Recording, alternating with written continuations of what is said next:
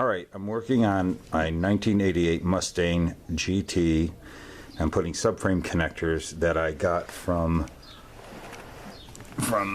Late Model Restoration. It's their brand, the SVEs. They're like copies of the Maximum Motorsports subframe connectors. And I want to say first, this is not to bag Late Model Restoration. Outstanding company. I buy everything from them, and I have never been displeased at all. I will continue to do business with them, but I have a little bit of issue with their subframe connector that I don't think right here at the bends they're bent a little too much, and as you can see, I can show you why.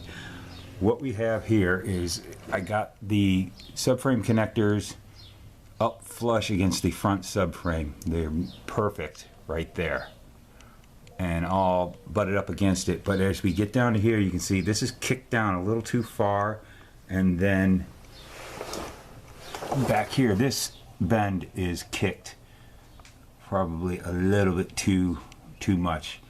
So this is what ends up happening. Like you can see right now how, with it all being perfect at the front subframe, the rear portion is a good 2.5 inches too low, and when I crank up on it to butt up, and also as I'm doing this, because it starts to bow and push, it actually is lifting the car. Now also, when putting in subframe connectors, you got to have the car basically sitting on the weight of the car on the wheels. So I have, as you can see, it properly, like as if it was on the ground.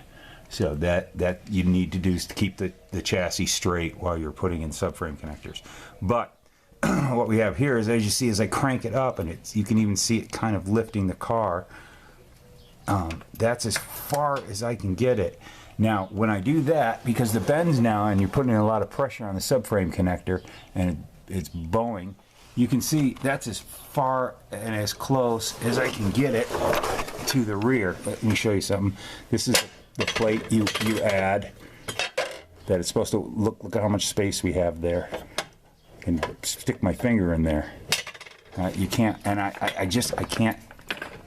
can't get it up there far enough.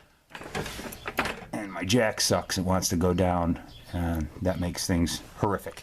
But anyways, back to this is with it jacked up at the back.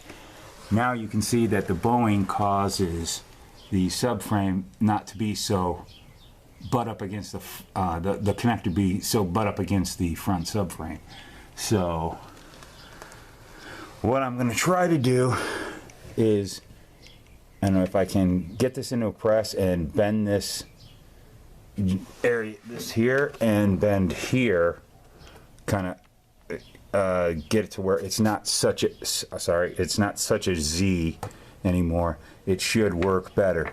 But when you have this kicked up, and I wish my jack would stay up, you just can't get, you can see how it touches at the back here, but it's really down low there, and that's right here.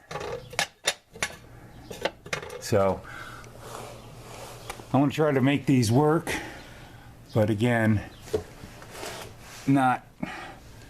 it's kind of a bummer. I don't know if the Maximum Motorsports subframes will be better, but this is what I got now, and I got to make them work. So I just wanted to make this video. Thank you.